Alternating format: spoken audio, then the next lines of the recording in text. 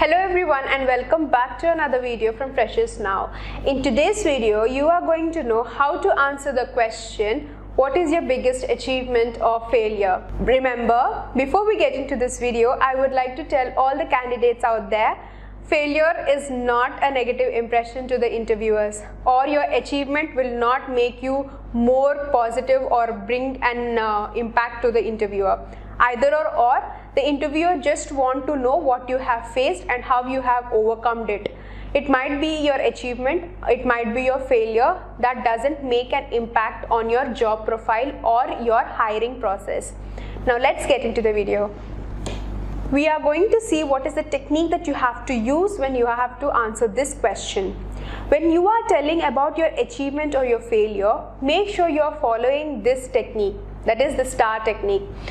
S, which is set for situation, T for task, A for action, R for result. Now you have to build up all the four to make sure that you are presenting your answer well. Remember, when you are using the technique, you have to connect all of these four and then answer it.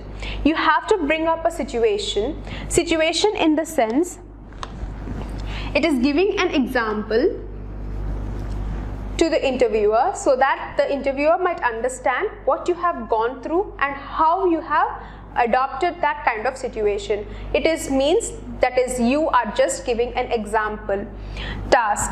What is the task performed there? How many people does it include? Or what you have gone through. Action. What are the steps that you have taken to overcome it, or how you have reacted to that particular situation. So action, it means how you have adopted. Result. Now, as I've already mentioned, you might achieve this or you might fail at this. Both of them doesn't matter, and it is not the matter of fact in making your profile be more implemented. It is just for the interviewer to know what you have faced and how you have taken it personally. Now let us see what are the possible answers that you can give. Number one is relating to your previous experience. You can always connect your previous experience to your prior job role so that you will know how you are able to build yourself, and you will let the interviewer know how you have taken the growth and a stand when you have taken a step ahead. Number two is specifications. When you are telling something, make sure you are being very specific enough. Specifications doesn't mean you have to narrate a whole personal story. Specifications clearly means that you have to bring the idea of the situation and not the story of the situation. Number three is don't threaten. When you are saying about your failure, don't threaten the interviewer that I will fail at everything and I will not do this work and I cannot achieve this. If you tell something like these, it will make the interviewer feel that you are not fit for the job or you are not capable to take up the role further. Then include small accomplishments. Small accomplishments in the sense, even if people appreciated you for a particular solution, you can mention that as your experience. Small accomplishments doesn't mean that you are looked down upon. It means that you have considered even the tiniest thing in a very positive manner. So this will obviously give a positive reaction from the interviewer.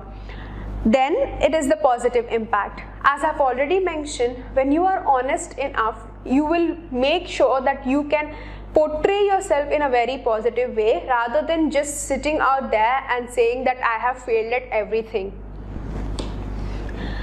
Regrets. Regrets is what is the most common thing that we all face. In an interview especially, make sure that you are not placing your regrets or a list of regrets that you have not done previously. It might be your achievements or your failures, you should not regret it. Achievements in the sense, people regret saying that I thought I would get first or I thought I would get into such position but I did not. Although you have achieved a little thing, they will still turn it into a negative thing. So such kind of regrets should be avoided. Then harmful to others. This point is especially for those candidates who are working in teams or who are brought into some projects or who are handed over some clients for work. Especially to those, I would tell you, please make sure that you are self-aware enough when you are telling this answer, because later when they hire you for a particular role or when they give you some responsibilities over some clients, they trust you upon it and make sure that you are progressing and being productive on it rather than being harmful to others. Then it is self-pity. If you are a failure at some things, then this kind of self-pity either comes from our family or friends. So their pity turns into a self-pity for us. You sit there alone thinking that you are not capable of anything. If you are a person like that, consider not applying for jobs, because if you sit there and keep regretting and feel pity for yourself, the interviewer can't help you or trust you in the first place in giving you the job further. Then keeps postponing. Postponing in the sense you are not able to accept the fact that you have failed at something, or you accept the fact that you have achieved only to a certain level. So if you heartfully accept it, or if you heartfully know that you have done something, then you will not be postponing it all the time that you have been backwarded at something. Postponing it simply means that you are unable to take a step ahead. With this, the interviewer might not feel confident enough in giving you the role. Last but not the least, it helps in decision making.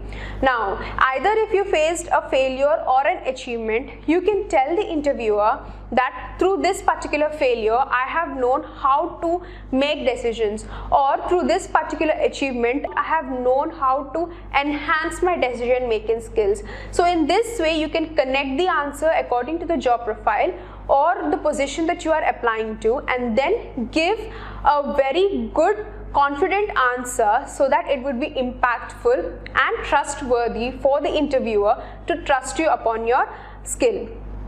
I know this is a very personal question and also a very normalized question, yet there are some points which we tend to forget or add upon. We might think that all these very normal questions might not be very impactful, but in this video, as I have covered some points, I hope this video will be helpful to you out there who are preparing for giving some interviews. We have come to the end of the video. I hope you all like this video. Share it with your friends who are taking interviews anytime soon.